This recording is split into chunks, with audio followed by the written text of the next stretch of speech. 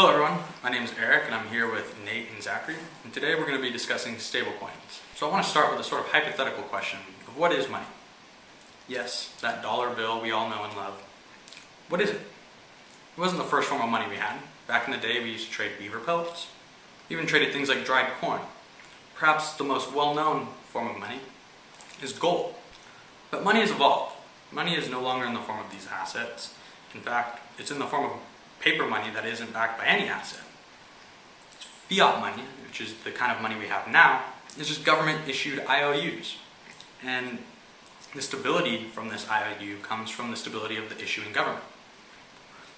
So, what happens then if the government no longer becomes stable? What happens if our currency no longer becomes stable? In Argentina, just last year alone, their currency experienced an inflation of over 60%. So I want you to take a step back and ask yourself, what is money to an Argentinian? What Argentina decided to do was they decided to move on to debit cards. This was partially done to curb the need to print new bills with higher value because the price of their currency was falling. So you could imagine that they would have to make the bills be worth more so that people could actually purchase goods with them. As well to have a greater understanding of how their money is moving around. Cash is peer-to-peer, it's very hard to trace it, but once people are transacting digitally using debit cards, regulators have much greater insight into how the money is being spent throughout the country. But this imposes inherent issues for both the service providers and consumers. What if you don't have a debit card? This is the case for many people. Not just in Argentina, but throughout the entire world. 1 out of 3 adults do not have a bank account. That's 1.7 billion people. Whenever you look into these numbers a bit more, you can see this isn't just an issue in developing countries, but also in developed countries. Here in America, I believe it's about 10% of people, 10% of adults do not have access to a bank account. And when you look at places like Africa and the Middle East, it's more like 75% of people that don't have a bank account. So I want to ask another question. What does it mean to be banked? Banking is really just access to various financial services, such as money transmission, money storage, and money lending. And not having access to these financial services has tremendous implications on the end user. Take, for example, here in America, to where the unbanked tend to use things like prepaid debit cards, which usually have minimum loading costs. You have to pay $5 to load up the card, and that's already difficult for people who are barely making ends meet. So, what is it like to not have access to these services? Let's just take, for example, money transmission. Immigrants around the world send back around $466 billion to their home countries every year. India alone processed $70 billion worth of remittances. In places like this, people are literally quitting their STEM jobs to move to other countries so that they can make more money and send it back home to their family. Whenever they do this, they usually go to places like money transfer stations. The issue is that they have massive transfer minimums. In some cases it's hundreds if not thousands of dollars. They have long waiting times, 2 to 7 days, high fees of 30 to 40%. It's geographically limited and there's tons of hidden fees and complications. Take, for example, storing money. Let's say if you don't have a bank account and you have a bunch of this paper money, even if it is stable, what happens if you live on an island that's about to be hit by a tsunami? People literally will laminate and bury money. And then take, for example, lending. People throughout the world have formed things called saving circles, to where it's zero collateral, zero interest lending amongst friends and family that you know closely. But we can get around this. There's going to be roughly 3.5 billion smartphone users by the end of this year, which is roughly 2/3 of the unbanked adults. So, why not just leapfrog all these traditional financial services and go to something much better? Well, the first glimmer of hope for this was M-Pesa, which many of you may have heard of. M-Pesa is a texting-based money that started in Kenya, and it allows for the really quick and cheap transfer of money by literally texting it to people. And it's awesome because it has ample on-ramps to convert your money to M-Pesa and to convert M-Pesa to money. But it has its pitfalls. You have to have a government-issued ID to set up an M-Pesa account, and 1.1 billion adults don't have one. Again, there's no opportunity to compound interest. So, how can we build a better M-Pesa for everyone? In our paper, we argue that the next step for digital money is to take the form of stablecoins. So what are stablecoins? There's many different types. They can be broken down into two main categories: asset-backed stablecoins and signage share stablecoins. The first category we will cover is asset-backed. Within that, there's two different types: off-chain asset-backed and on-chain asset-backed. Off-chain asset-backed stablecoins, such as Tether and USDC, are perhaps the most popular method. The way stability is maintained in these coins is that there is a consortium of companies or institutions that hold off-chain assets that back the stablecoin. So let's say if there's $100 worth of stablecoins in fluctuation, then they will hold $100 in an off-chain bank account. This imposes an inherent risk of that you need to trust those consortium of institutions to maintain a proper collateralization ratio, and this is proven to not be the safest bet. Pretty recently, Tether was audited, and they found that only 70% of their market cap was stored in off-chain assets, which raises a red flag. The whole point of blockchain is to move away from centralization to a more trustless ecosystem. And that's where on-chain asset-backed stablecoins come in. The most popular project that uses this mechanism is MakerDAO's DAI. And the way that it does it is it collateralizes it with other on-chain assets. In other words, it's a cryptocurrency that maintains its stability by being backed by other cryptocurrencies, Ethereum and BAT. It maintains approximately 150% collateralization ratio, meaning that if there's $100 worth of DAI in circulation, then they'll be holding $150 worth of volatile cryptocurrency in the reserves. To further strengthen the stability of the coin, there is a small stability fee imposed on the users of the currency. One downside to on-chain asset-backed stablecoins is that they're inherently tied to the cryptocurrencies which back them, meaning that if you wanted to scale the volume of stablecoins in circulation, it's really reliant on the market cap of the underlying cryptos. Now, perhaps the most decentralized form of stablecoins is signage shares, which is classified by the absence of collateral as a whole.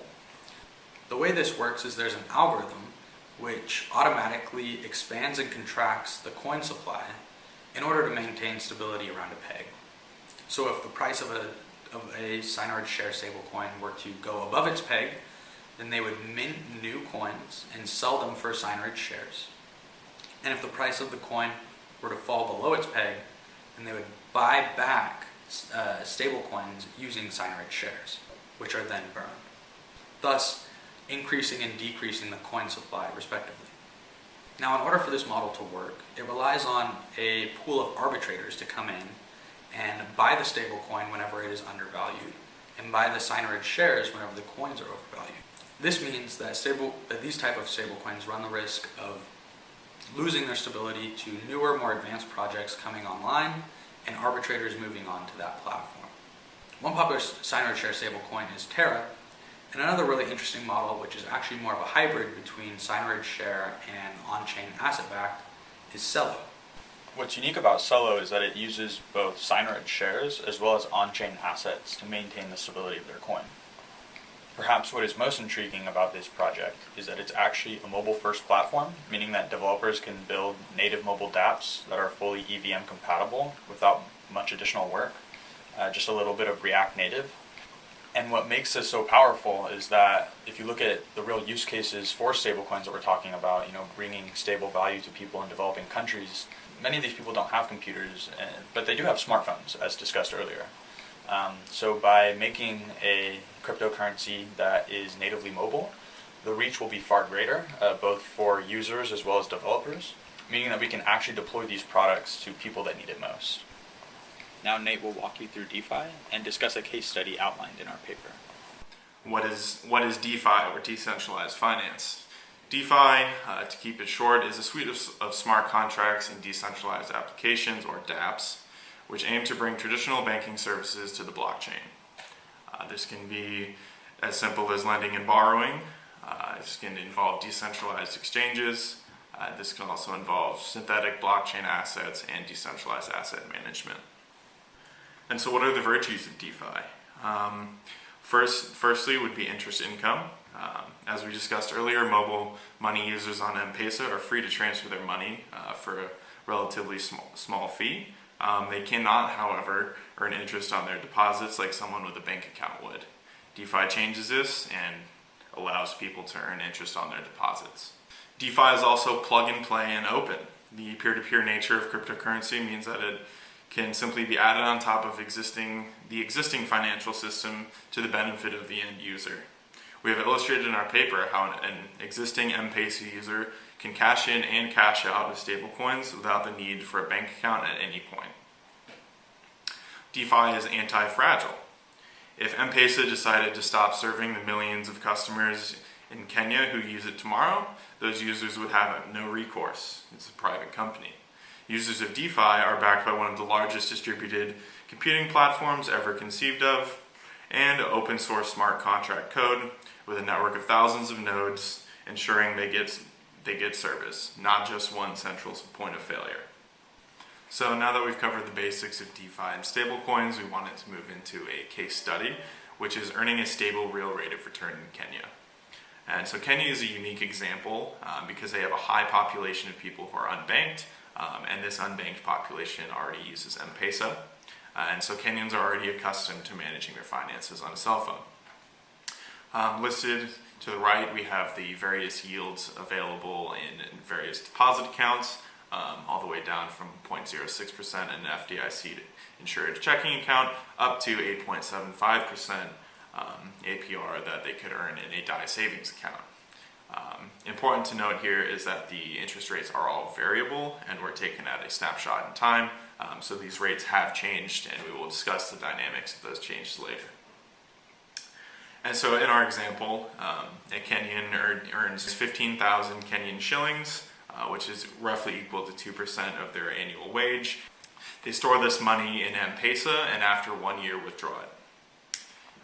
For the person that only uses M-Pesa, between lost purchasing power and M-Pesa ATM withdrawal fees, they would earn a real rate of return of negative 6%.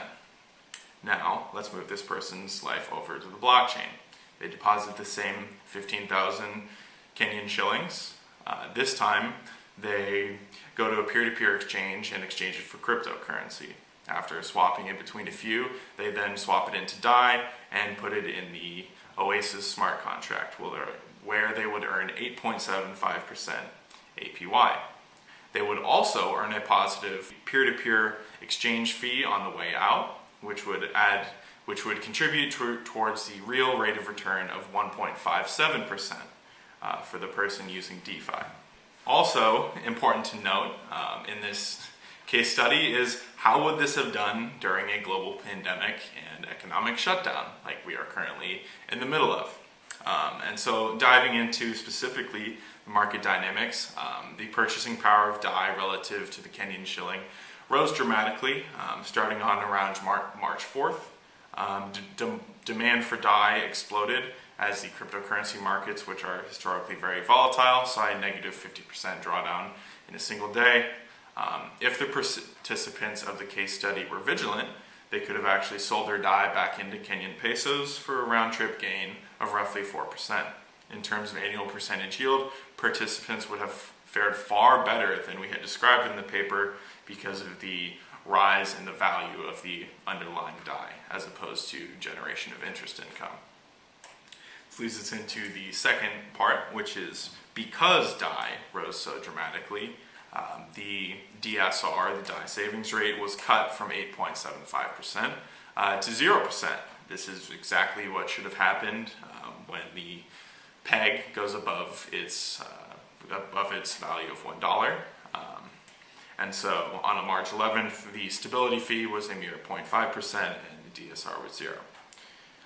Also important to note is that due to the dynamics of how quickly all of this was occurring, the effect of lost purchasing power would be negligible over a 1 week time frame, as inflation is an annual percentage. And so now that we've outlined how an average person could move their life over onto the blockchain as well as bank on the blockchain, we ask where are we headed next? So the IMF, or the International Monetary Fund, which is an organization of 189 countries that promotes financial stability amongst the member nations, has been looking deeply into what are called central bank digital currencies, which are technically a form of stablecoin. And so a quote from the IMF asks, will CBDCs be the central bank money of the future? Much lies in the hands of central bankers, regulators, and entrepreneurs, and much remains to be seen. But one thing is certain. Innovation and change are likely to transform the landscape of banking and money as we know it. Thanks for watching, and check out our paper if you want to learn more.